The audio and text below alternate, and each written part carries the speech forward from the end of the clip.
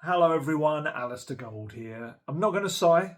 I know Spurs lost, but I'm not going to sigh on this one because you know what?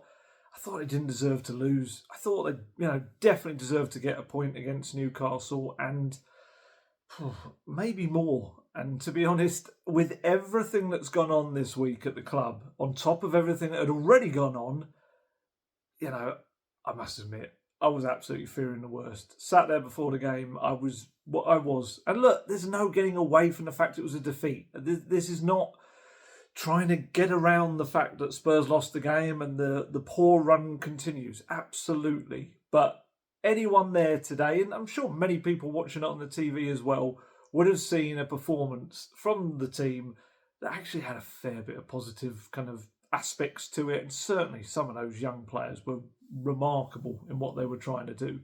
And yeah, we're gonna delve into the positives, dive into the negatives, and new signing on the way as well, and hopefully some others to come. We're going to discuss all of that. This is one of those late night videos where you're going to be watching it, hopefully, if it all uploads properly in the morning, but I'm doing it at the end of my working day, which is why I am wearing a shirt because I've been at a match. I was about to say a smart shirt, but actually I look probably more like I belong in something like Yellowstone. It looks like a bit of a cowboy shirt in isolation. So the game itself. Actually, I'm going to start with afterwards because, or kind of, because Postecoglou claimed after the game that it was the angriest he's ever been about a game of football. And we kind of got to see that, although I still believe in a bit of a calculated way, which we'll talk about when we speak about his press conference and the things he said after the game. But I think we need to lay down the context first, because we know context goes missing in football quite a lot. And by the time half-time rolled around, Postecoglou's patched-up squad had 11 players missing. 11. We're at now a full team of players by half-time. Had the illness bug sweeping through the camp this week. A midfielder and a right-back who was playing as a left-back, both of them playing as central defenders by the end of this game. He had a goalkeeper making his debut between the sticks after 10 years at the club. He had two 18-year-olds in the spine of his team. And yet his team more than matched probably one of the informed sides in the Premier League right now, with certainly one of the most feared attackers in the Premier League right now. And as I said, they deserved a point, if not more. So, look, I know, again, the bigger picture in terms of what's happened, there's plenty to have gripes about. I felt like this game, taken on its own, and I know that's difficult because you do have to take it in as part of a wider picture, but I actually feel like in isolation there was a lot of positives in it, but also maybe for the bigger picture going forward, there's also plenty to take from it as well. They deserve a point or more. Yet the officials, or maybe more the interpretation of the rules, is probably the key here. And the rules themselves ensured that although Dominic Solanke scored a lovely early goal, and we're all like, hello, we're going in a completely different direction here to what many of us thought. I should say, the atmosphere inside the stadium, for a lot of it, was really, really good. I think a lot of the crowd, like 61,000 or so, understood kind of what this team had gone through to get to this point and be out there, and that they needed their help. There were a couple of times towards the end when you had like Bergvall and I think Bergvall on at one point were kind of doing the old come on, get going kind of thing. But that was because they'd already seen, I think, kind of what their cheers and noise had done. But I do think there was an understanding of everything that was going on at the club. And yeah, so Solanke scored this lovely header, really nice header. Lucas Bergvall, surging run up the pitch. Plays it off to, I think it was Johnson. Johnson plays it back to Porro. Porro sweeps in a lovely cross. And Solanke does really well to get in front of his man, who I think, I'm trying to remember who it was now. I think he was coming back, wasn't he? I've literally got the team sheet right here because his name's gone out of my head. Botman. Of course it was Botman. It's so far away and it's very small writing. You never feel quite as old as when you're trying to read small writing as you get on a bit. But yeah, I think it was Botman he got ahead of. And so lovely goal, fantastic. Yet 2 minutes later, up comes this very strange moment when Lucas Bergvall tries to play a pass up the pitch. Joelinton's arm comes from behind his back and the ball hits his hand as he hits the pass. That knocks the ball 180 degrees back behind Bergvall into the path. Was it Bruno? I'm trying to remember who it was. The ball's worked to Gordon. Kind of the whole Spurs defence are like, what just happened? And he sweeps the ball into the net, into the far corner. So you could maybe, if you want to be ultra critical, I guess, or not ultra critical, just critical, say that defence switched off and should have played to the whistle. That's one aspect of it. Mainly Radu Dragic was kind of caught cold by it, but he did kind of have a bit of excuse, which we'll talk about. But mainly it's about that decision. So the decision itself, we had the Premier League Match Centre tweets out the reasoning behind decisions in the game. And the decision behind why that was not ruled out when pretty much everyone expected it to be, apparently, was the referee's call of a goal was confirmed by VAR, who checked for a potential handball by Joelinton in the build-up and deemed that his arm was by his side in a natural position and the contact was accidental.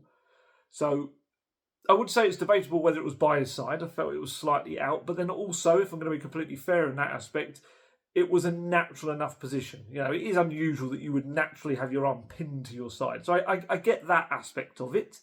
But I think my problem maybe is that also his arm was behind his back to begin with and kind of came out. That's one aspect to it. And the other thing, I think it's more about the rules, is that should having an aspect or a point in a game where a ball hits a hand which completely changes the course of the ball so it goes backwards in the other direction into the path of an attacker to score, even if it is the next pass on, how, as a rule, allow that to happen? That shouldn't be the case. It just shouldn't. And, you know, we've all got painful memories, haven't we, of Moussa Sissoko and that pre-accidental handball rule change and that night in Madrid. So it was a weird little moment because Bergvall went over and spoke to the referee, and whatever he heard, either heard from the referee or just believed he was hearing or taking from the moment, he turned around to all of his teammates and was going, no, as if to say it's been ruled off. It's going to be ruled out. And so we're in the press box. We see that. We're thinking, okay, well, it must be ruled out. It wasn't, as we know. And it was kind of part of this little hat trick of controversial, contentious decisions around potential handballs, or handballs, certainly in one of the cases. So the next one was Dan Burn had already received a yellow card, and then he blocked a pass as Spurs were making a break with his arm, and nothing kind of came of it. And you do wonder whether, had he done that and he hadn't had a yellow card, would he have got a first yellow card instead? You kind of feel like it was one of those moments he probably would have, but in that moment, he didn't get the second. You can see Postecoglou going mad, and who was it? There was a couple of people that kind of ran over towards the fourth official and were asking, like, why is that not being given? Or it was given as a handball, but it wasn't given as a yellow card. And the other one, which I think was probably the least likely of the bunch, was there was a Newcastle clearance in their box and the ball was cleared against Livramento, hit his hand. There was later a foul. I think it was Solanke knocked Dubravka in the head with his knee. It was just an accidental collision. But that wasn't. That was after this handball moment, and VAR did check it. But again, the explanation: the referee's call of no penalty for a potential handball by Livramento was checked and confirmed by VAR, deeming that the ball was played onto his arm by a teammate from close range while his arm was in a natural position. So yeah, probably had slightly less issue with that one. Maybe because it didn't change the entire course of the ball and play and everything that happened afterwards, which the first did. And certainly Joelinton managed to get away with a few instances where he wasn't getting booked for anything early on. And when he did get one, it was like the biggest ironic cheer from the crowd.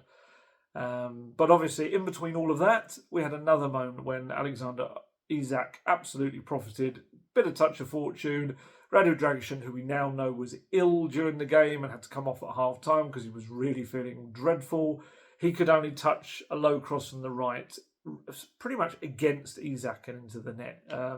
Both of the goals were very, very unfortunate that Spurs conceded. They actually defended really well. There's only one other real slack moment in the game, and that was when Isak managed to get in between the central defenders again. Both of those central defenders ill, we now know, during this week, and Drake should have to go off at half-time. Again, got to have context. I know people just kind of hear these things as excuses, and I'm going to say it a lot about Archie Gray, because I thought Archie Gray was phenomenal with everything that went on with him this week and how he was feeling on the day. But yeah, there was this one other moment when Isak probably should have scored. He had a moment where he kind of guided the ball past the left-hand post and he was in the box. Other than that, the defence dealt pretty well with a team that is, scoring goals at the moment and has some, fearsome attackers in terms of Isak and Gordon especially. And Murphy actually has been playing well as well. So, yeah, and Spurs, they responded in the second half. They hit the woodworks with Bennett Johnson. They had 9 shots at goal and just, could not find a way past Newcastle. I forgot how much Newcastle like to fragment play and how many moments where they'll go down, they'll take a little bit of extra time over various things, and you're like, I forgot they did this a lot at St James's Park earlier in the season as well. But so Postecoglou, we kind of alluded to this earlier on. Postecoglou afterwards, I felt it was quite clever how he dealt with it after the game. So he came out in this way of really lavishing praise on his players. He was so happy with their performance in such a knackered and ill state, the way they came out. Not everyone knackered because they had a couple of extra days off. But yeah, he really came out swinging at whatever you want to call it. Whether you want to call it the officials, VAR, the rules. Because he didn't really say exactly what it was he was swinging at. And it was all phrased in this quite kind of calculated way, is probably the best way of saying it, where he never precisely said what he was so angry about. And I'm guessing that's probably in order to swerve a fine, a potential ban or anything like that, while also kind of making it indirectly quite clear what he was talking about. He used in the BBC interview different versions of the phrase, if all things were equal, 9 times apparently. I haven't seen Match of the Day yet. I was working away, but apparently, it's like in isolation, seems like a mad interview. In his press conference as well, he kind of spoke in a different way to normal. It was much faster, bit of a slightly higher pitch to it, very emotional, and it was a different Postecoglou. We were all saying afterwards, we haven't really seen him like that. It was a real kind of a performance. You know, it was a bit of a performance because he had the same thing in each interview, and he'd gone in with this very set thing he was going to say. We tried to get him to say exactly what he was talking about. I mean, he was asked to give his opinion on Newcastle's first goal through Anthony Gordon, and he said, no, because I know what everyone wants me to say, but all I'll say is that on any other day, on a fair and even playing ground, we would have won that game. Simple as that. Don't keep asking me about decision. If you guys have no opinion about it, that's fine. I know what my opinion is. And as I said, if that was a different day and it was an even and fair playing ground, we would have won that game. So he's kind of, he's kind of not saying what he means by even and fair playing ground. And it's one of those where I do wonder whether the FA or whoever will ask him to clarify his comments, and he'll be able to say, well, I didn't mean that. I don't know. It just felt very calculated in the way he was saying it. And he was asked later about Solanke's performance, and he kind of added this in as well. He said, it was brilliant, but I think the whole team was. Considering everything we had to go through and the situation we're in right now, to put on a performance like that, I take my hat off to the players. I thought they were outstanding. I'm just really, really angry. Angriest I think I have ever been in my career that they were denied the right rewards for a fantastic performance. Someone tried again in the press conference and asked him, just to clarify, are you unhappy with the officials? And he said, I know you just want me to say something, but I'm not going to. I think it's clear. Now, whether people agree with me or not, whether it was a handball or whether it was accidental, I'm just not interested in any of that discussion. What I'm saying is, on any given day, with a fair and even playing field and logical thought processes, we would have won that game. That's it. You can make what you want of that. I don't know what else to say about it. So I guess logical thought processes. This is the point. We have to kind of put the words into Postecoglou's mouth, which is great for him because he's not getting in trouble because they're not actual words from his mouth.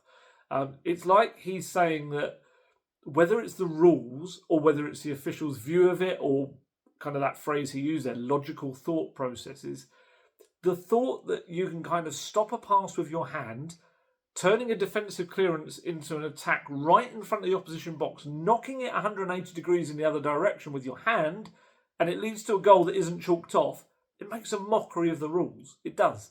It does. And it's one of those where if that had gone in at the other end, I think we'd all be saying, that was fortunate for Spurs. They would.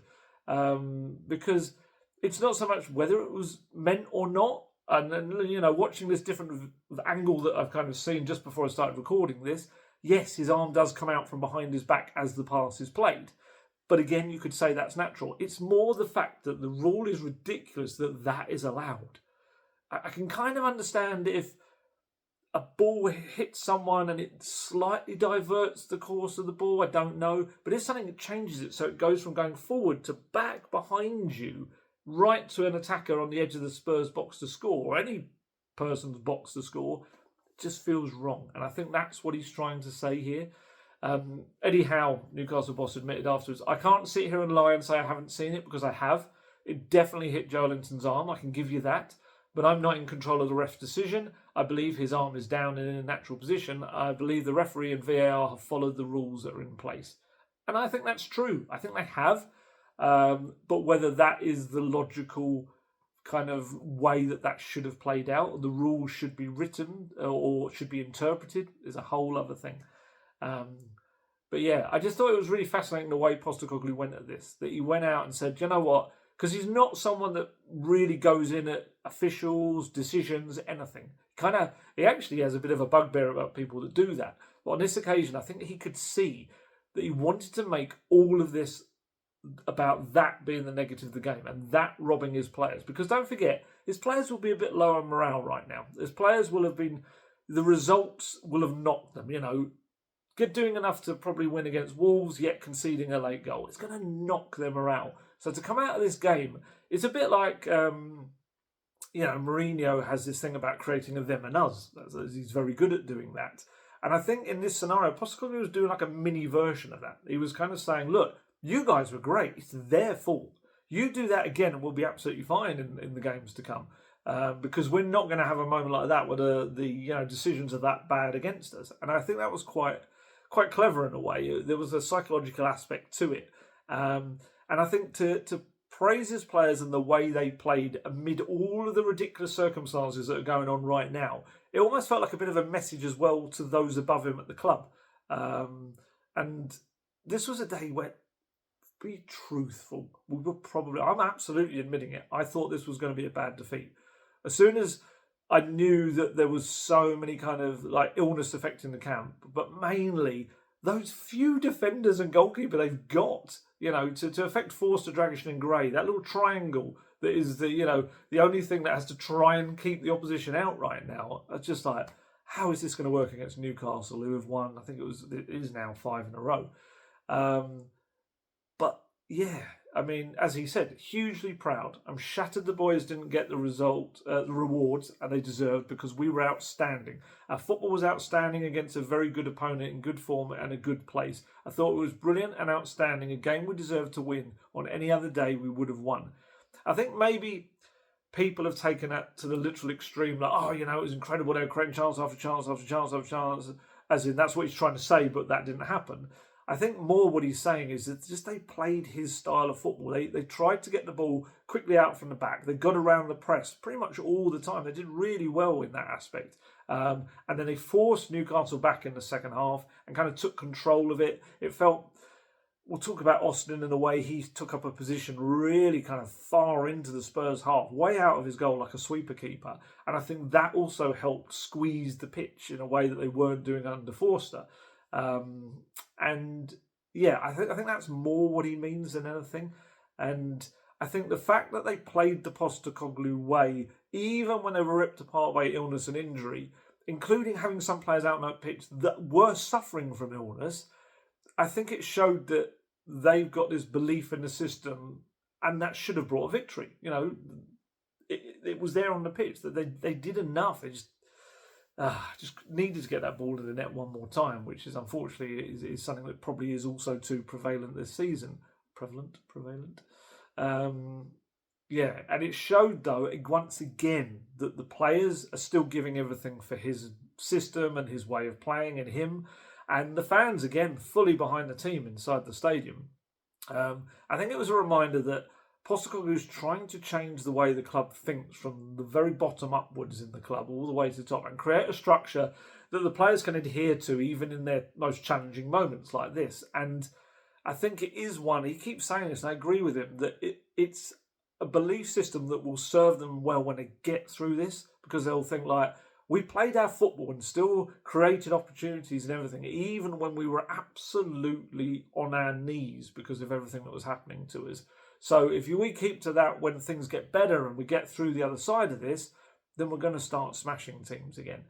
It was almost like he was saying to Daniel Levy's, the powers that be or whatever, that if Spurs want to remove him from this, then they'll do so when, even in its lowest moment, the squad has a way forward. And that's not something we've seen with previous managers. I've said this, I think, in previous videos. We've been through this so many times. We've been through this so many times with so many managers. We've been through it with so many managers when they've got to the end of their era, their cycle, whatever you want to call it. The 18-month cycle that comes through at Tottenham Hotspur when they start heading towards that door. And at the end of pretty much all of those, you can tell the players are starting to give up on it.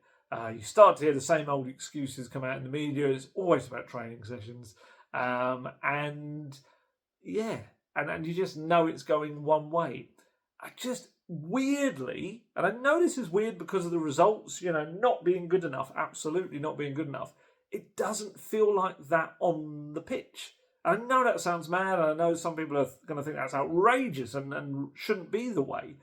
But actually, I can kind of get this sense within the squad and the playing group that they do believe in what he's trying to do, and they're trying to make that happen, but they just physically kind of are just being, sorry to use the word, hamstrung at times, with so many players out. And look, even a new manager actually who could double up as a doctor is not going to, get anything more out of this squad right now. With 11, I've got to repeat this, I'm sorry, 11 missing players, the need to use a third choice goalkeeper who's making his debut after a decade at the club, and a right back and an 18-year-old ill midfielder lining up as the only centre-backs because the situation is that dire. There are no fit centre-backs today after the second half. You could argue Dragic was never fit really enough but tried to play. And I think Postecoglou gets frustrated when people judge him or the players without all of that context around it. It must be boring for him to have to keep repeating. And he does it all the time. People said, even in the pre-match press conference, someone was saying to him, it must be difficult when Newcastle on this run of how many games and you're on this run of not having one. And he's like, yeah, but there's a context behind that. There's a reason behind that. And he was asked by, I think it was George from PA asked him towards the end. And it wasn't that kind of question. It was a different kind of question. He asked him, Postecoglou, Newcastle struggling last season, but then came out the other end of it. But they had a similarly huge number of injuries, Newcastle, last season. And you could see the players that they had were drained and overused. I remember seeing Trippier just absolutely knackered in some of the matches. And Postecoglou said, I think if you look at that time last year, I actually spoke about it at the press conference. They had this is the one where Spurs smashed Newcastle at home. And it was when they were at this kind of knackered state. And he said they had a ridiculous amount of injuries. I actually specifically mentioned Newcastle and how they have a ridiculous amount of injuries. It's no wonder their form is suffering. But that's a boring tale, mate. People will be outside with pitchforks looking for heads. And let's not take that narrative. He's got this thing about people wanting a head on a stake right now. And he was asked again, George said, yeah, but they're a good example still for you, Newcastle, to the players and everything. That they had that tough period, they came out of it, they surged back up the table, and they're doing so again this season. And he said, well, I think so, but it's a boring story, mate, and I'm a boring person, so I don't think you'll get much traction with that. He's just trying to get it out there in some form that just, even among the media are just looking at the results and just saying, oh, it's tough at Spurs, isn't it? Look, what are they doing? That's all going pear-shaped, isn't it? Postecoglou under pressure, all of this. Without mentioning that half of the squad is gone. Half of the squad is absolutely unable to play. 11 players, that is almost half the squad. Probably half the outfield squad almost. It's just mad. And it is so many first-team senior players. And I still see people saying, excuses, same excuses every week. They're amazingly good excuses because they're so huge. But yeah, I get it. And I think he gets it. I think he knows he's not really going to change people's views on it. If they want to believe a certain way, they're just going to believe a certain way. But yeah, look, today's game, it's yesterday's for anyone watching this. It was certainly a day when many of his Spurs players did him proud, and he could tell that they still believe in his way being the way forward to get back through this to better form, and they just need help with a bigger squad, which we're going to talk about. But I want to talk about kind of 3-4 main positives for me within the squad, and two of those ended up being the base of this team, really, the base of the spine of it. You've got two 18-year-olds, one of them ill, I'm going to keep repeating that, as well as that debutant goalkeeper, Brandon Austin, and a right-back who was playing as a left-back but ended up as a centre-back. And I think the character shown by that quartet was really key to this performance today. Like I said, they're making do with what they can with the defence right now, and to have Fraser Forster, Archie Graham, Radu Dragishin bedridden all week, really, not able to train, and it's just like another punch that Postecoglou and his team have to kind of take. They've just got to take it and keep moving forward, in the words of Rocky Balboa. It ain't how hard you get hit. No, it ain't how hard you can hit, it's how hard you can get hit and keep on moving forward. Something like that. Yeah, I mean, Dragishin, like I said, could only last till half-time. He was absolutely gone. Again, yeah, he did some things on the pitch that weren't great, but you got to wonder how much of it was attributed to the fact that probably felt like he wanted to throw up and just get off there without any energy whatsoever. But Archie Gray, fair play to him, managed to get through the entire game, and amid the context of this, and the fact he's not a centre-back, again, I think that needs to be continually reminded to people. When people see the goals the Spurs are conceding and things like that, and you just think, I don't know. I just don't know. I just thought in the context of everything that he was dealing with in this game, being ill, not being a centre-back, but playing there, I thought he played like someone 10 years younger than he is. I thought he did so well. Bearing in mind he was up against Isak, who is, I think he scored more goals in December than any other player in the Premier League. Jacob Murphy's doing well as well at the moment. And they were the two main ones for him to deal with, and he did so well. He actually showed a bit of fire as well. There was a moment when Isak, the board went up for him to go off. He kind of came across and gave him a bit of a shove, because he was doing that classic slow walk off the pitch, and apparently Gray could be seen to mouth, "That's you, come on, that's you," as if to get off the pitch. And I think it was Bergvall went over as well, was giving him a shove, and ironically it was Isak that actually got a yellow card for his response to it all.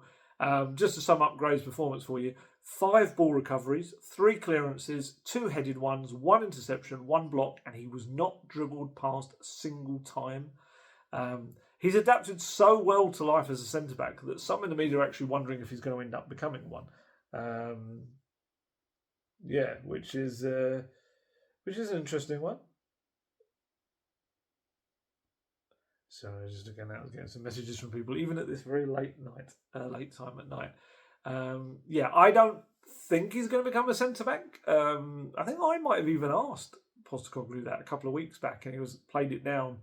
But I think he'll be someone that can fill in there over years to come because of this experience when needed during games, probably, because most clubs aren't going to lose every centre-back they're going to have. But I do think this is going to be such a huge, huge education for him, and he's going to take a lot of the defensive education he's had into his role as a midfielder.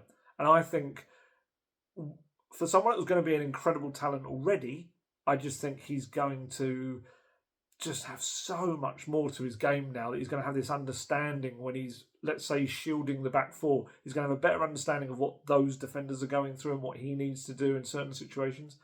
Yeah, he's... I just think he's a bit like a Steven Gerrard type, that is such a good player, you could play him anywhere. and he would probably be one of the better players on the pitch. He's a very quick learner, adapter, tactically very intelligent. He's just one of those, a bit like Solanke for me. When people say they can't see it with Archie Gray, I don't get it. I don't get how you can't see it. I just think he's going to be such an incredible talent. I mean, you think about Gray and Bergvall as the duo in the middle of Spurs midfield for years to come. That is such an exciting prospect. That is just going to be remarkable, those two together.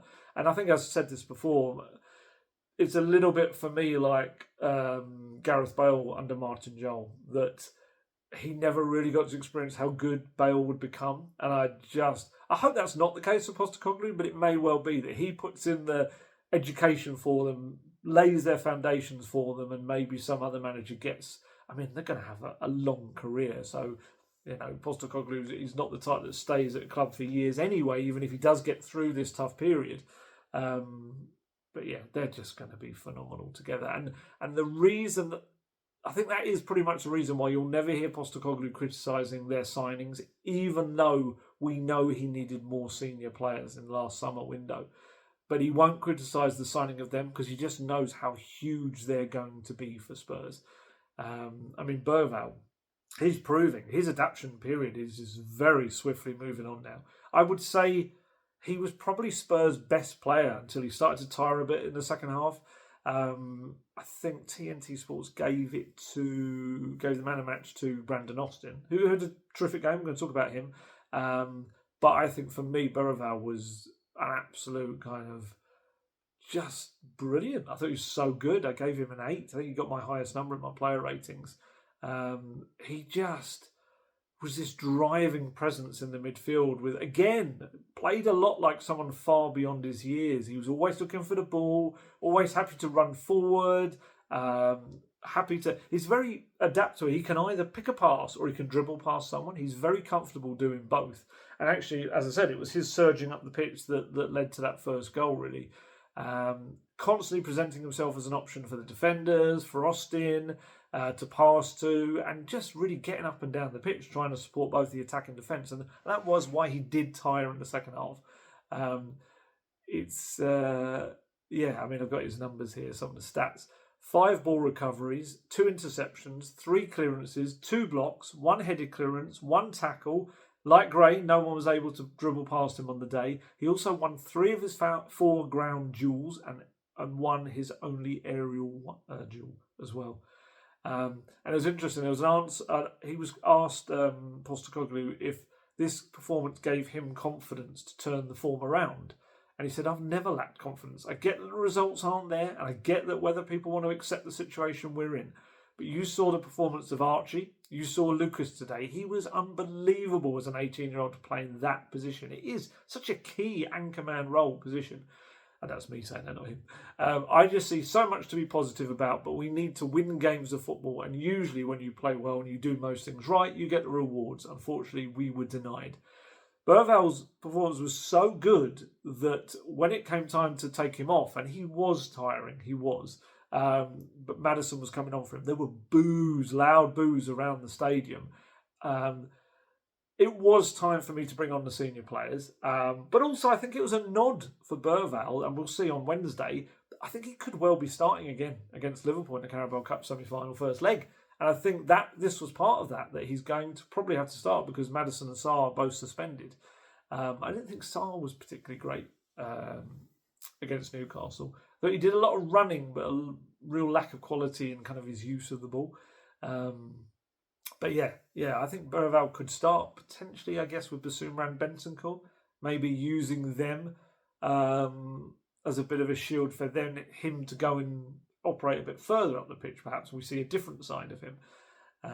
But yeah, he was very good, really, really good. And the other player who I think deserves a big old shout is Jed Spence again. He's found himself at front and quite literally centre of what Spurs are doing right now. After all those 2 seasons or so on the periphery of everything, his 10th appearance of the season today. Again, I thought he impressed as a left back for much of it, and probably even more so in the context of stepping as a centre-back. Yeah, there was moments when he didn't look like a centre-back, because he's not. But I did think he dealt really well with what was thrown at him in that second half after Radu Dragishin went off. Spence won all three of his attempted tackles, made 2 interceptions, 2 ball recoveries, 2 clearances, 1 headed one, won 6 of his 8 ground duels and 5 of his 8 headed ones. And Postecoglou spoke about him the day before. Really good kind of little bit on him. I was trying to think, I think it was Matt Barlow from the Daily Mail asked him just about how has Spence turned his time around at the club. And he said, Jed, a lot of it is just down to him. He's really knuckled down. He's had to be patient. I think he's been really good for us. Even in tough times, you get these spurts of opportunities for others that maybe wouldn't have happened. The reality is, with everyone healthy, maybe he wouldn't have got the opportunity, and in January we'd be looking at a different scenario for him. But right now he's performing really well. I was disappointed he got sent off against Forest because he could have helped us last week. He's very important for us. With Destiny going down especially, not because he's available, this is Jed, but because he's played well, made an impact. Maybe he senses the opportunities become not just part of Tottenham on a permanent basis in his own mind, where he feels settled, but now pushing to be a starting player, and I think he has the capacity to do that. And he was asked whether there was something lacking or missing from Spence's game or his attitude that had held him back before. And he said, I don't think there was something missing. There was possibly a reason he wasn't settled, but at the start of pre-season I mentioned there was an opportunity for him here. That was actually me asking about that out in Korea. He said we were going to give him that opportunity and not necessarily get him out on loan. The rest was up to him, and a lot of that is how he dealt with the fact he had to train hard every day without a lot of prospect of playing. He impressed everyone with his attitude towards that. Maybe in the past he was a little bit impatient. Maybe his attitude wasn't great in terms of the fact he wasn't playing and wasn't feeling like a regular. This year, he's had to bide his time, and he's done that in the best possible way and waited for his opportunity. And now when he's got it, he's grown. Some of it is maturity as well. He's not a young boy anymore. Probably feels like if he's going to have a Tottenham career, now is the time to grab that. And I think he's done that. And I thought that was all really good stuff. It's kind of laying down the gauntlet to Spence as well to say, look, it's not cut and dried that Porro and Udogie are going to be the fullbacks. There's a chance for you now to go and claim one of those spots if he can keep doing it. And I think that's massive for him. Because he's got so many positive attributes in his game that if he can just kind of sort out some of the other little bits and pieces, I do think he benefits from being a tall guy as well. I think the fact that he's tall gives him an advantage over Udogie and Porro in dealing with a lot of kind of aerial, pinged crossfield balls, things like that. They can't get in behind him as easily. And he's fast. He's got a good kind of ability to turn when players are going at him. Can be a little bit clumsy at times, but that's something, again, that he's going to iron out of his play if he keeps working this way. I thought it was really positive from him. Porro, great assist, terrific cross. Again, he was targeted. A lot of Newcastle's attacks. I know Anthony Gordon is going to be targeted a lot anyway with their play because he's a good player, but I did feel like, again, they were trying to get him behind Porro. And again, it was another goal. Both goals came from that part of the pitch between Porro and the centre-back, which I'd love someone to do it because I can't go through all the goals they conceded. But I would be stunned if it's not around 80% of Spurs' goals are conceded between Porro and the right-sided centre-back, which is something I have to fix. It is. Sergio Reguilón, I want to give him some praise. I'm not, one who's probably believes Sergio Reguilón is the greatest left-back that's ever played for Spurs. He definitely, again, has attributes and he has some good games. But I actually thought he did really relatively well because he's come in from the cold, really, and he's played another 45 minutes.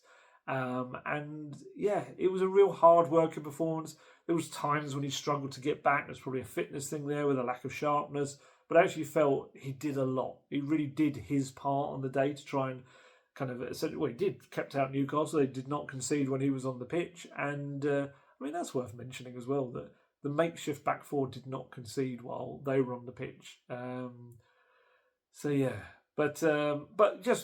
I want to flag up the two 18-year-olds, Jed Spence and Brandon Austin, who I'm about to talk about, as kind of being, I guess, a little nod, especially the three outfield players, of being a bit of foundations for the future amid all of these disappointing results right now. Let's talk about Brandon Austin. I thought there was something really cruel about the fact that he was finally getting his Tottenham Hotspur chance on the day that it emerged Spurs were about to sign a new goalkeeper. I just felt like, it's just kind of such a kind of unfortunate turn of events for him. I would have probably rather, even though I was part of it and having to report it and all that, probably for him it would have been nicer had it come tomorrow, that news. So obviously he turns 26 next week. It's a couple of days' time. Just never really been given his chance. Always worked hard behind the scenes. Impresses with his shot stopping and training for the games I've seen him play in the past, for the development side as well. He's a terrific shot stopper. He's always one of those guys that when the strikers and attackers want to do extra finishing on the training pitches, he's there. One of those keepers that goes out and tries to help them because it kind of improves him as well. Often on the bench whenever a goalkeeper is injured, as we've seen recently. Yeah, other than a couple of loan spells, one in Denmark, I think it was Viborg, I think he played for, and in the MLS with, was it Orlando? I'm trying to remember who he played for now. Just no Spurs managers taking a chance on him. They just haven't. And it's this really vicious circle of managers looking at him and thinking, well, you're untested. How can I trust you? It's like, well, someone's got to test him. Otherwise, he's always going to be untrustworthy. It's really difficult for a goalkeeper because there's just such a limited amount of chances. And it kind of felt like when he got that new 5-year contract at the end of last season, I was like, okay, there you go. They're going to say that you're the number 2. You're going to push ahead of Forster.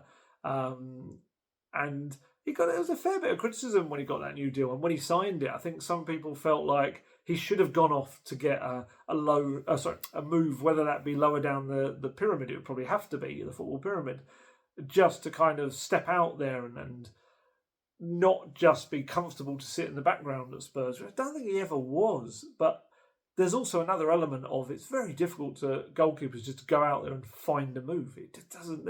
I've said this before about loan moves. There's so few options at clubs to be a number 1.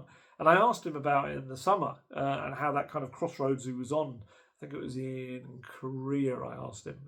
He said, I think a career for a goalkeeper is different. For a goalkeeper, I'm still fairly young, and I think that what we're building here at the club, conversations with the manager and what we do on a daily basis at the training ground, it's really exciting, it's really positive, and it's something that I wanted to be a part of. I really see myself that I can fit in here and help to bring something really positive and bring success to the club.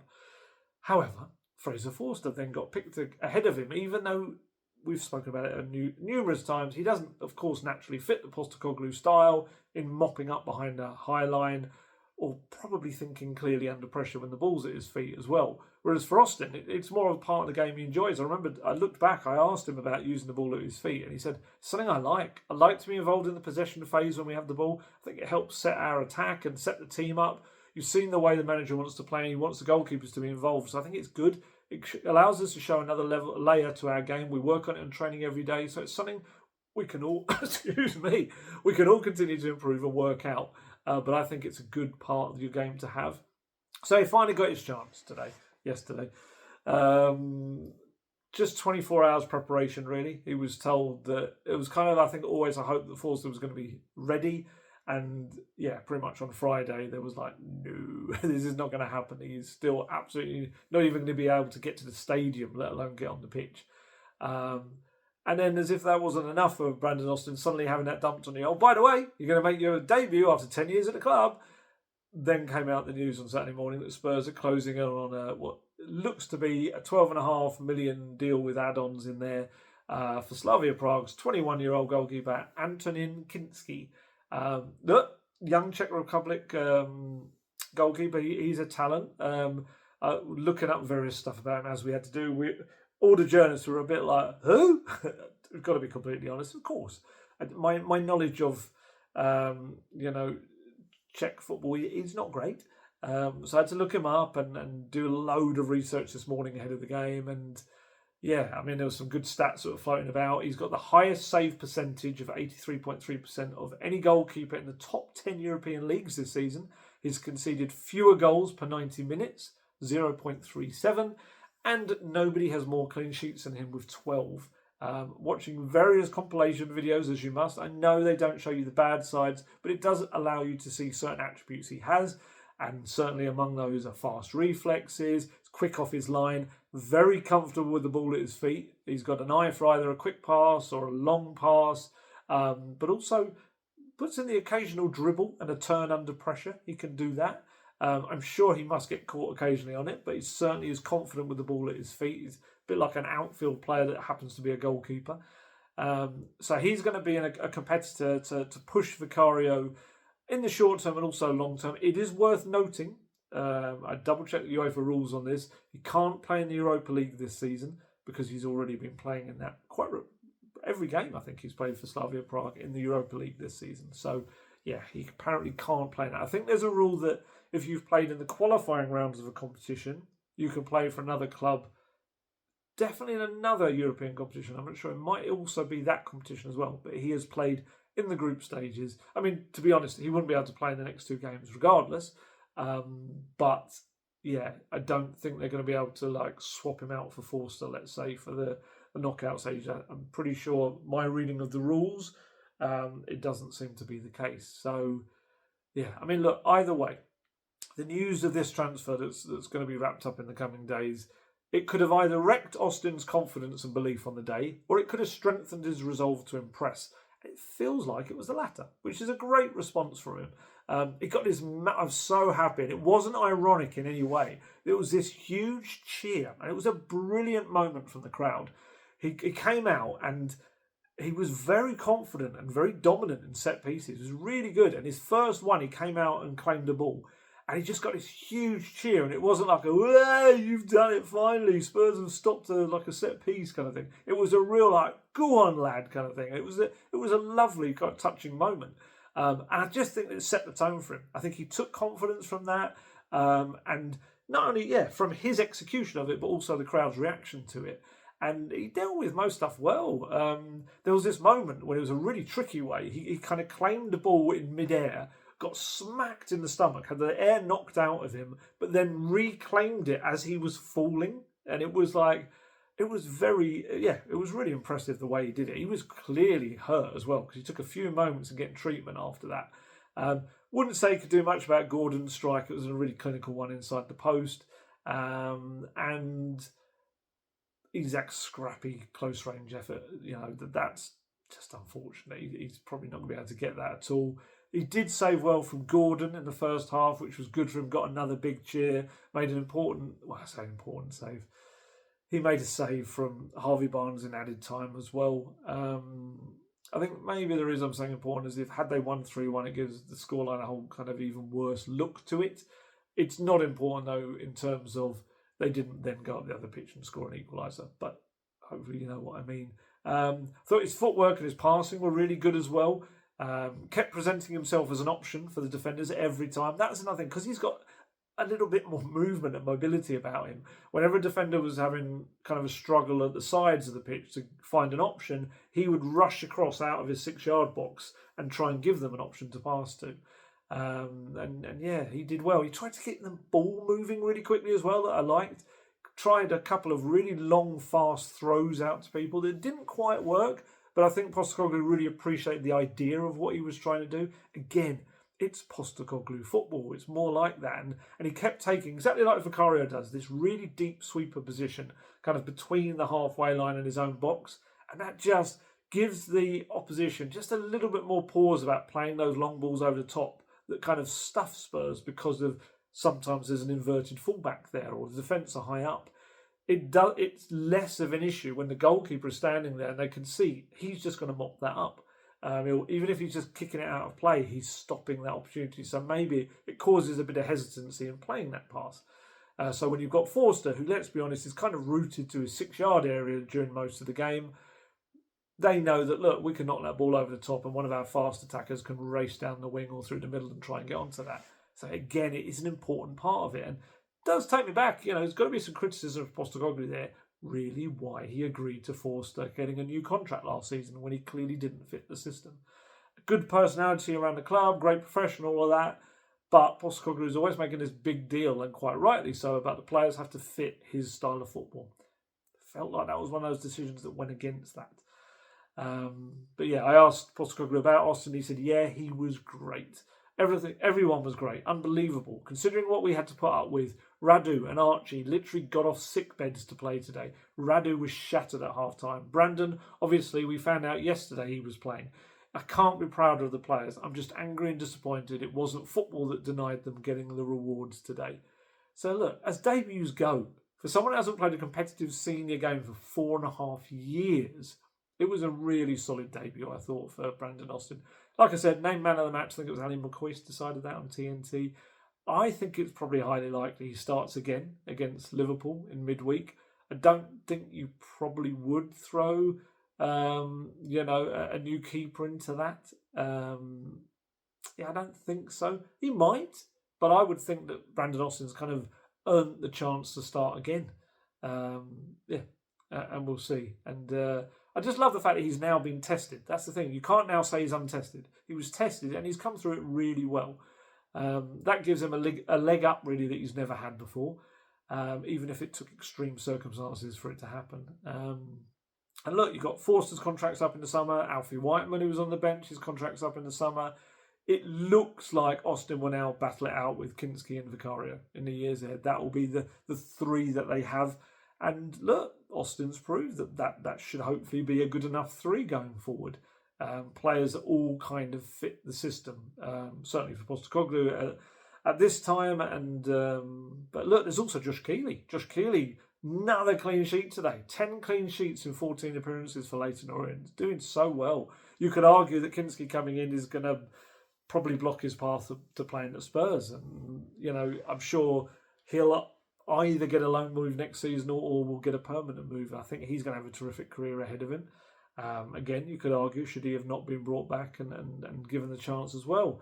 Luca Gunter, 19-year-old, very well regarded within the club's academy as well. So goalkeeping position is, it's suddenly kind of changing into something that's maybe a little bit more promising. And but look, this day was about Brandon Austin when he was talking about the goalkeepers, regardless of the Kinsky news.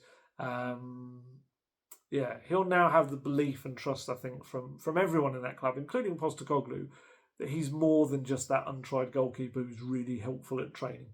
That's kind of it, I just think that's only a good thing for him and Spurs as well. Other thing to talk about is the senior players. The senior players. There was a big decision made by Postecoglou, and that was leaving out 3 senior players from the spine of his team. Maddison, Son and Basuma all left out of the starting lineup. That, would have gone down like a lead balloon with all 3 of them. He explained why he made the decision in his press conference after. He said it was just a combination of, I thought we were going to need some running power and energy early on, and as the game went on, we would be able to use the experience of the guys who came on, and I thought it worked well. We finished really strong, we started the game really well, and the only thing that stopped us in our tracks was not football. That was the whole idea about it. Guys like Sonny, Biss and Maddison, to a lesser extent, they've played a lot of football, and having them fresh helps them mentally as much as physically, and I thought all 3 when they came on made a real difference for us. Certainly what he was saying, I don't think you can argue with it. I think Spurs did show a lot of energy in that first half. Just unfortunate with some of the decisions that happened and the unfortunate nature of the second goal as well. And then those senior players did come on and I felt really helped pin Newcastle back in their own penalty area, really, just around it. And obviously, albeit without finding a way through, although they did have their opportunities. I kind of like the one aspect of it is that we got to see how different leaders, I suppose, would work in this scenario. That was one thing you got to see. Dejan Kulusevski captained the side. We know he's been the captain for Sweden recently, and he got to kind of bring that to the club. And Solanke, I guess, is another leader as well now on the pitch, more, I guess, in terms of kind of one to follow. Because look, he and Kulusevski are 2 of probably Postecoglou's hardest workers, and the rest of the team, I feel, look to them to lead the press and get the Spurs up the pitch, really, with the ball as well. And, Solanke, like I said, who opened the scoring, that great battling diving header. That's 10 goal involvements in 17 Premier League games now. 17 goal involvements in 26 matches in all competitions. Should have had another couple of headed goals, to be honest. At least one more. Sent one header pretty comfortably towards Dubravka from... I can't remember if that was a Kulusevski cross or not, but there was another one where he headed it a goal and Dubravka tipped it over the bar onto the roof of the net. It was given as a goal kick when you could clearly see he got his hand to it. Kulusevski, I actually felt that even though he was captain, he probably had a bit of a lesser impact on the game than normal, although he did still have 4 key passes on the day, more than anyone else on the pitch.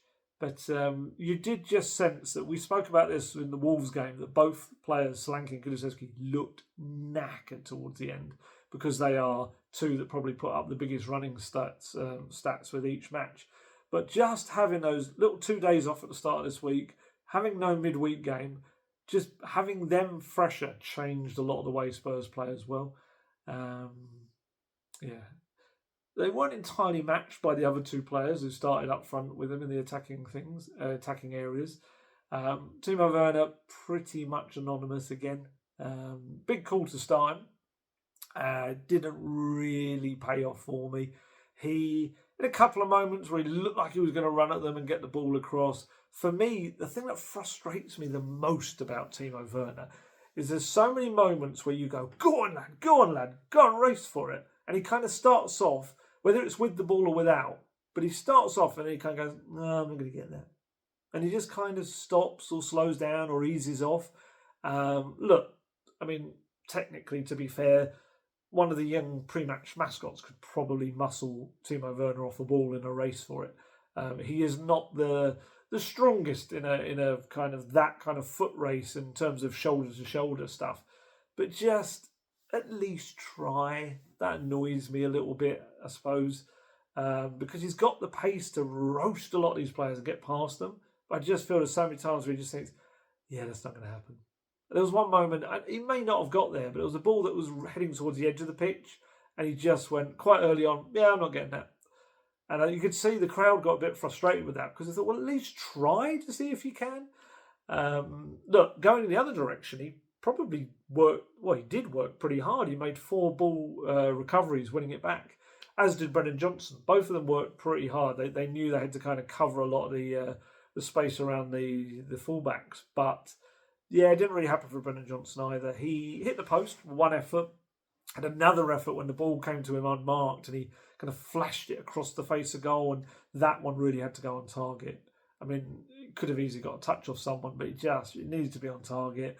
And then Bergvall, actually, it went to him, and he knocked it so far across the face of goal, it actually went out for a throw. Yeah, the 2 of them didn't do quite enough for me. Senior players, when I came on, the 3 of them, yeah, to varying degrees, kind of made an impact of sorts. I thought probably Basuma was the pick of the bunch. I thought he was pretty dominant when he came on. Got the stats, actually. He won both of his attempted tackles, recovered the ball 4 times, made 1 block, 1 clearance. I thought, yeah, Newcastle kind of ran aground pretty much a lot when he was there. And I think that was him responding to the fact that he'd seen Lucas Bergvall playing really well as a number 6. And he was like, no, that's my place. And I thought he did well when he came on. Sonny was trying to find ways through. He kept wandering a little bit to try and work out a way through. He started on the left. There was a little time when he kind of came into a more central role. I think I saw him pop up on the right at times. He just couldn't really find a way through. Maddison, a couple of moments. There was one effort he curled just wide. It was a really good shot and just didn't quite get it inside the post, went just around it.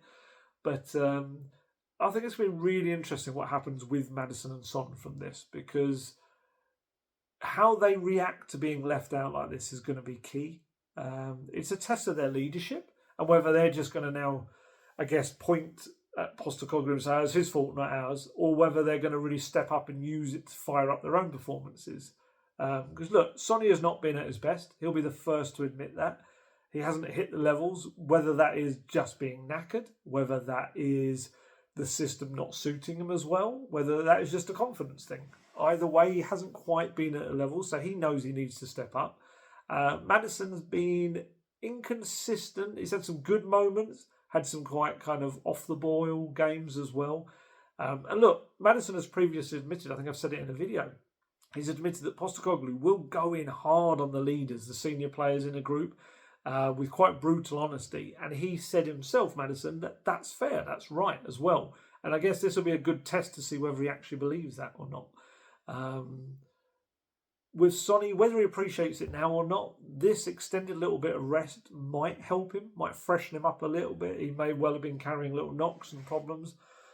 there was some suggestion that I think was some that maybe he had been ill as well. I don't know. I saw that potentially he'd done an interview after the game. Maybe it was for Korean media where he said he'd trained all week. I don't know. Certainly, he wasn't one of the ones I heard that was ill, but he may well have been. Yeah, I mean, the one thing I would say is that Sonny has played most of these games, whereas Maddison has been on the bench for the past 3 matches as well. And I think the fact that he's suspended from the game against Liverpool in midweek, it didn't start. That's a big thing towards him. And he's not going to be happy, I'm sure. I don't know. I say I'm sure, I don't know. I wonder if he's one of these players that will take that on board, or whether he will say that that's Postecoglou's fault and his problem. I don't know. I was watching him. There was a little moment when he and Postecoglou were on the touchline and he was about to come on, and Postecoglou was giving him loads of instructions. He was listening to it quite intently. He wasn't like, so yeah, whatever kind of thing. He was listening quite intently. Not that, you can judge too much from those moments, but yeah. Oh, just a little thing. Postecoglou spoke about him being at the darts the other day. We spoke about it in the last video. Postecoglou said he had no real issue with it at all. The fact that Maddison had, even though he was ill, he'd played that day, tried to play and all of that, and then went to the darts on what was the start of 2 days off for them. He had no issue with that at all. But yeah, it would be a tough one for Maddison because Thomas Tuchel was there. His first day as kind of watching matches. I think he raced from Spurs. I think he left about 85 minutes or something to try, and he went to the Brighton Arsenal game. But to have him watching on, Tuchel probably impressed by Solanke, who again, some of his hold-up play was lovely. Maybe even been impressed with Archie Gray and Jed Spencer as future options perhaps as well. Whereas Maddison, he's got to win over this new manager, and probably maybe got to win back Postecoglou's trust right now as well. He kind of clearly has fallen out of his thinking a little bit in terms of his starting lineup. And I think the key for him is, look, he's had a good number stats season. He's got 12 goal involvements in 20 Premier League appearances, which is really good. But the thing that's always dogged him, we spoke about this before, is his consistency over the course of the season. And that's something, I guess it's quite rare for attacking midfielders to be able to maintain anyway. But I guess the very best ones manage to do it. And that's, if he kind of believes he should be in that category, that's what he's going to have to do. And I do wonder where it took him back a little bit, the boos. I know they weren't for him. They were for the decision to take Lucas Bergvall off. But I would imagine that Maddison wants to be the player on the other side of that. He wants to be the player that the fans really don't want to come off the pitch. He doesn't want to be the player that is the one that's like, oh, we don't want him being replaced. Be interesting kind of how much of a part that will, what part it has to play in the weeks ahead for him. Because when he's on form, he is brilliant. He's a game changer for Spurs, but they need him to be kind of a real feisty, battling, creative playmaker as well, rather than a luxury player, I guess. So we'll see what happens. He and Sonny were the first to go over and clap the supporters after the game. The vice captain and captain to kind of, just all part of, I guess, of trying to want them to have something to applaud them back for, I guess, in the weeks ahead. And Wednesday night, we'll be back there at Tottenham Hotspur Stadium. Liverpool obviously going to bring a tough test with them. Whether they'll rotate or not, I don't know. But with everything that's happened to Spurs, it's still going to be tough this game. Sunday to Thursday, it's a bit the equivalent of that. Saturday to Wednesday, there's probably enough time for most players, hopefully, not to be knackered. And they're going to have no Maddison or Sarr. Bentancur's back, though. Postecoglou is hoping, no doubt, that he has no more sick players. Maybe Richarlison, Mikey Moore might be able to play a part. We'll see. He'll give us an update on Tuesday about that. Maybe Sonny really kind of fresh and looking to make a point as well. I think the key for Spurs in this first leg is to get through it in a position where they've got something to really play for in the second leg, because that doesn't roll around till February the 6th. And they should, if the time frames stick to what they are, have Mickey van der Ven, Christian Romero and Ben Davies all back for that game. And potentially any new arrivals that help the squad in the weeks ahead, and Kinsky's move as well. I tried to look it up whether they'll be able to play new arrivals in the second leg or not. I always thought that there was this idea that you couldn't play in the second leg if you weren't involved in the first leg of a cup tie. But I'm wondering now whether that's a replay. They can't play in a replay if they weren't involved in the first game. So I had a little look at the rules and I couldn't find anything that suggested that, but someone else may well be able to find that. But either way, they need new recruits for all of the games, not just that one game on February the 6th. They're looking at, I've said this in the last video, they're looking at various areas of the pitch for new recruits. I would imagine Postecoglou would no doubt probably want a centre-back and an attacker, I would say, as kind of the priorities. You could easily argue a left-back being another one as well. Although if Bergvall is to stick around, which they probably expect, although they would take a move for him with the 6 months left in his contract, then maybe he's just going to have to think, well, until the 6 weeks ahead while a doggy's out, we're going to have to try and muddle through with Spence and Bergvall on, and then maybe when we get some centre backs back, Gray can also play there as well if needed. So maybe, I don't know, we'll see. Certainly, I know they have been having a look at left backs if they can get one. Various attackers are being looked at. You'll have seen the links with PSG's Randall Kolo Muani, who is a player that Spurs have looked at over the. I think they maybe looked at him before he went to PSG as well. It's a player that can play across the front three. Hasn't really been able to replicate what he did in that brilliant season at Eintracht Frankfurt. He scored 40 goal involvements he had in 46 games. Went to PSG, I think it was 75 million or something, 76 million. It was a mad figure, 2023. But he is the subject of interest from a lot of clubs. 26 years old, fallen out of favour somewhat at PSG. Any side that wants him is going to have a bit of battle on his hands. It's kind of teams in various leagues that are looking for him. I'm intrigued to see price-wise what is available. After you signed someone for 76 million 18 months ago, you're probably not going to allow him to leave for much cheaper. Even if it's a loan, you would imagine it's with a hefty option maybe at the end of it, if they probably want an obligation. But I would imagine people will try and fight for an option. We'll see. I think he's just one of the ones that they're looking at. Certainly, I think he probably would be a crowd-pleasing signing. I don't think he's scored enough goals for PSG, looking at his numbers, but he certainly is. It's a weird one. I've had him described to me as a raw talent with the physical attributes to succeed in the Premier League, which is a bit. Can you be a raw talent at 26? I don't know. Maybe you can, but yeah, we'll see whether he is someone that they do end up getting somewhere with, or whether it's someone else, because this is kind of the Johan Lange era. He was at the game yesterday, and it's down to him, I guess, with the all-important releasing of funds, I suppose, that comes from Daniel Levy, to get any deals done for Postecoglou. This sudden move, which kind of took us all by surprise for Kinsky, that's very much the Lange way. He's a very much a guy that keeps these deals under wraps until the final stages. I remember speaking to Boos Anderson, the Djurgården sporting director, when I went over to Sweden to watch Lucas play before he'd actually come over to the club, and he was saying he knows Johan Lange really well, and he was saying, like, this is the way he operates. He makes sure everyone involved in the deal, agents as well, keep it as quiet as possible, which is tough in today's kind of football world.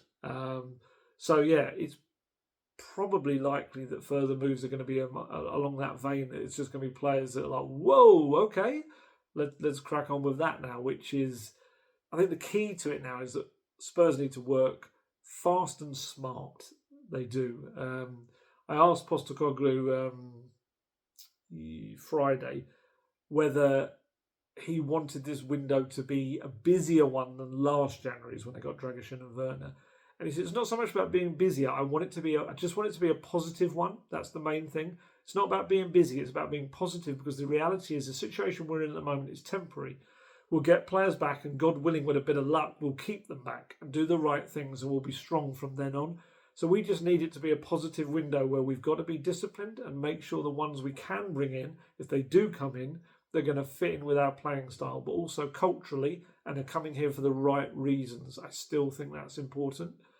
So yeah, all eyes at Spurs on what happens on the pitch during this really tough spell of games, but also off the pitch as well.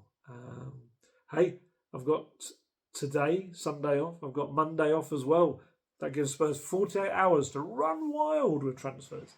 It seems to be the way, doesn't it? So, fingers crossed. That would be very helpful.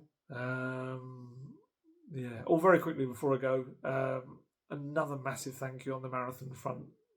Lots of people donating still, and someone did a £200 donation the other day, anonymous donation, which is so amazing. It's just brilliant. Running total, we are up to, at this moment as I am recording this, £18,346 for Cancer Research UK, which is amazing. 983 people have donated, which is just mad. I'm hoping we get that up to 1,000 people donating. It would be brilliant. And fantastic. Absolutely brilliant. Thank you so much. I have ironically had a bit of a hamstring injury this week. A tight hamstring. The curse has struck me too, but I'm hoping to get on a long run tomorrow if I can. Snow outside. It is very late at night. I just looked out before I started this, and the snow has settled. So it could be a bit of a snowy one. I think it's supposed to be raining tomorrow. I think it's going to be a horrible long run. But there you go. We crack on. We keep going, as Tottenham must. No point, using the excuses to define you. You just got to keep playing and trying to get through them. I don't know how I managed to make that about me. That was weird. No, I didn't think. I made it about Spurs when it was about me. Anyway, right. It's very late at night. I need to head off and go to bed. But hopefully this will all upload properly. And who knows, by the time this comes out in the morning, there may be another move has happened, or maybe the Kinsky deal has progressed a little bit more as well. And at the moment, the next video is probably going to be Thursday after Wednesday night's game. But obviously, if anything massive happens over the next couple of days, I'll try and squeeze out a little quick video in the meantime. But we'll see. We'll see how it all cracks on. But yeah, they could do with some. It would be nice to get another body in for the Liverpool game if they can, as well as a goalkeeper. If they could get another centre back in, that would be massive. But even another attacking body to give them a few more options. No Heung-min on the bench against Newcastle. Postecoglou did make a point of saying ahead of the game, look, they're not going to put pressure on him. They're going to rush him. Let him adapt at his own pace. He said he's come from a league that is nowhere near the level of what he's going to face here. He's going to have to really kind of adapt, but he's got a lot of the raw talent and ability to be a very good player. But it's just kind of let him take it in his own time. So we shall see what chances he gets. The Tamworth game, maybe that's an opportunity for him, and a few other players as well. But there's a few tough games around that. Who knows? That could be a tough banana skin as well. Away from home, we know what the FA Cup does. But right, time to head off. As always, stay healthy, stay safe, look after yourselves. I shall catch you later. Goodbye.